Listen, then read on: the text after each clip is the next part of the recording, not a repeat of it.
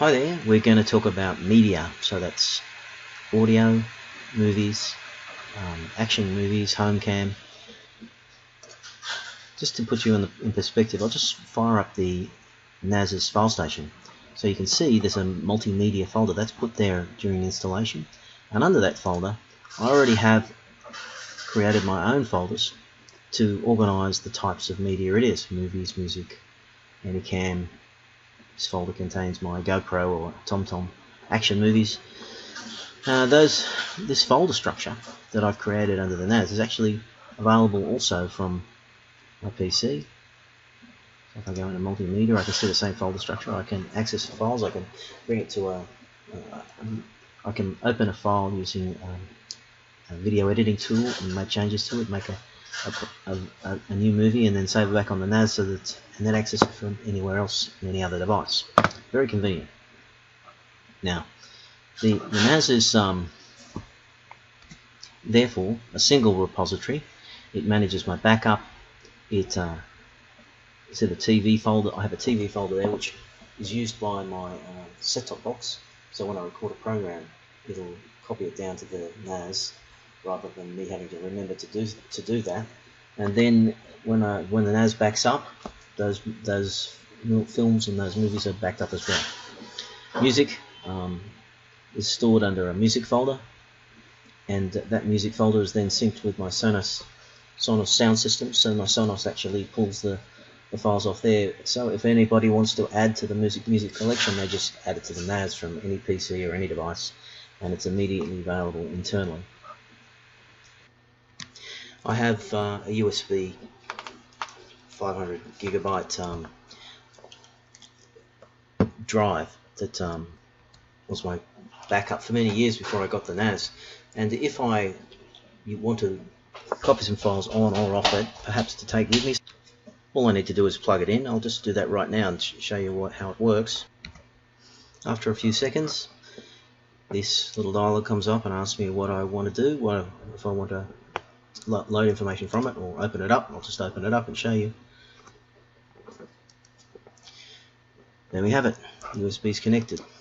What's really interesting is I can connect a USB just like that and perhaps use it for an external backup, perhaps take information off it and bring it automatically and bring it onto the NAS to back up that information on the NAS. It's a two-way transfer, and it really makes the portable devices useful to you for transferring information around, because the NAS is really functioning as your master copy of everything in your master backup. Now, one thing quickly you want to think about, I want to explain multimedia. I have some example data here. Under Blu-ray are a collection of my DVDs that I've copied down to the NAS, because I think it's more convenient these days to copy the Blu-ray DVDs down to the NAS, because I can then access them from any device throughout the home or the office, rather than having to go and find the DVD. But the important thing to look at, some of these when you copy a Blu-ray DVD to your NAS, it's much larger than your conventional DVDs, which might have, if you download a movie from a streaming source, or download it from Netflix, or play it through Netflix, it's going to be somewhere between 1 and 3 gigabytes. But these files, these high definition files, we've got 15, 18, there's one there that's 26, there's another one that's 35 gigabytes.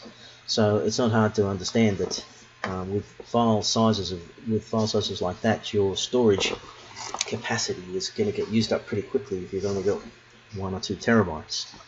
The interesting news is that Sony and others are working on new digital standards which will increase the size of copied files yet again, and OLED TVs, 4K TVs are pushing the boundaries of screen resolution. So you can pretty much say that this is just the beginning, and the file sizes of movies are going to increase exponentially in the foreseeable future. So what does that mean to your home network? What does that mean to your backup? It means that you no longer have the time or the patience to be copying files around between PCs to spread the backup around, protecting yourself. It means that some of those precious camcorder movies taken on your personal camera, or maybe your action movies taken on a GoPro or a TomTom. You can't recreate those moments. If you lose them, they're gone forever. You need to find a way to to have an adequate and secure backup and recovery regime. Photographers with huge photo collections, in many cases those collections have been accumulated over a lifetime, and a NAS really is the best way to handle that, and the best way to keep your precious digital assets safe. Inside the NAS, when it's initially set up, there's a couple of very important facilities created. There's a DNLA server, there's a multimeter management, and there's a transcoding management. These are, if you like, programs running inside the NAS, silently managing a couple of important things on your behalf. The DNLA server is an application which is responsible for taking a very large file, like these large Blu-ray movies we've seen here, and converting them into a format that's most appropriate for the device that's playing it. So if it's being sent to an iPad, it doesn't need to send the same amount of information as it would send to a high definition television. So it reduces it down, strips it down to the maximum display resolution of the receiving device, and it streams it seamlessly, so you don't get any buffering or jittering. It'll also make adjustments to the display if the device that's playing the movie is outside the physical network. So putting all your movies and digital assets on the NAS is just a set and forget action. You do it, you set it up, you decide how you're going to back it up and how often and where, and then that's it. It runs itself. Okay, hi, I just need to quickly show you this running on a real television. So in this case we have a Panasonic DVD, and there is an option I'm using the remote control now to select the DLNA network, and as you can see there is a QNAP device sitting there, and we can navigate through to videos, folders, which is exactly what we saw a few moments ago when we were looking at the NAS itself. Blu-ray, pick a movie, any one will do. Play the movie. Now, the software that runs the DVD, in this case, is proprietary software and has a certain appearance, but there we have a very large Blu-ray DVD file playing through the local network, being transcoded on the fly by the NAS, and we get beautiful picture quality coming up on the destination machine. In addition to streaming the movie through the DNLA to TV, we can also stream movies to portable devices, iPhones, tablets, and so on. We'll just look at that happening. Firstly, I'll just pull up the file that I mentioned, the multimeter file, and the movies. For example, we were looking at this folder.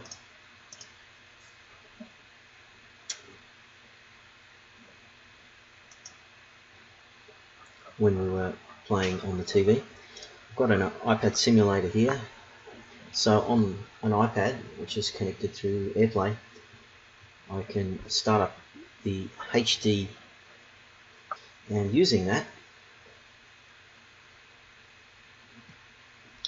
it connects to the NAS and shows me the same folder system that you see across here, looking at the file station on the NAS. Same folders shown as is shown here. And for example, if I was to go into movies, the same folder yet again.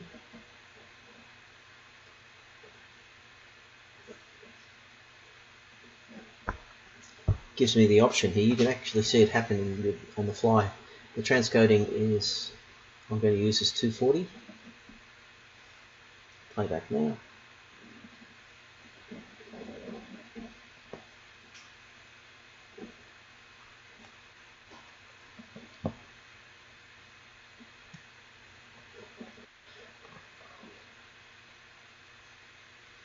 So my iPad is now playing that movie, but not at the full resolution that it was playing a moment ago on the DVD. Now the Q-File tool does a lot of other useful things for us as well. Moving back, and I press the upload button. Now that movie's there, we can obviously open it and play it if we wanted directly from a browser. And oops. In a similar way, if we were to go to a local PC,